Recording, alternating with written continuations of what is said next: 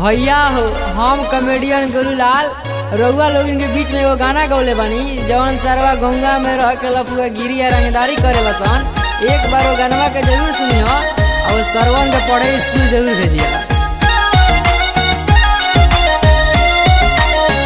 जनती जे ढोवे के परी लोहा भारी हो, जनती जे ढोवे के परी लोहा भारी हो, करती हम मन से पढ़ाई हो हो, खोजले तीनों करी सरकारी हो।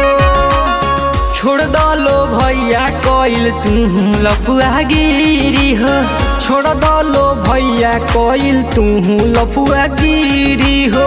गाड़ी पलोड जब परी हो हो, कोहरे के परी है लफरी हो।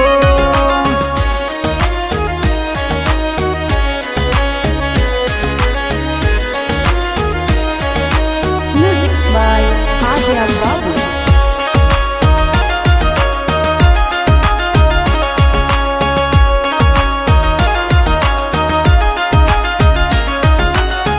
खाना बा जरूरी जैसे पढ़ाई बा जरूरी हो, पढ़बो ना लिखबो केहू इज्जत न करी हो।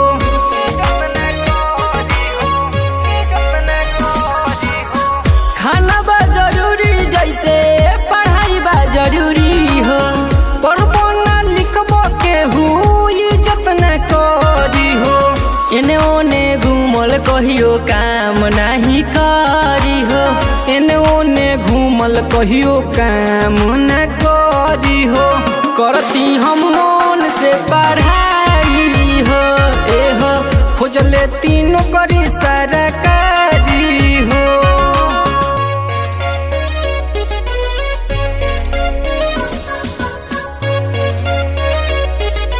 Shivlalita recording studio Maharajganj.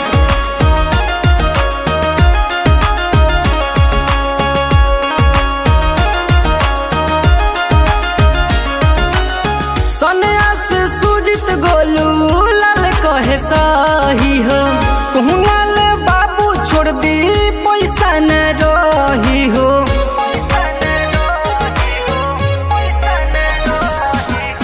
सन्यास सुजित गोलू लाल कहे सही हो, कहूँल बाबू छोड़ दी पैसा न रही हो। भेदभाव रही केहू आवे दीना जारी हो, भेदभाव हो कि केहू आवे दीना जारी हो। गाड़ी पलोड जब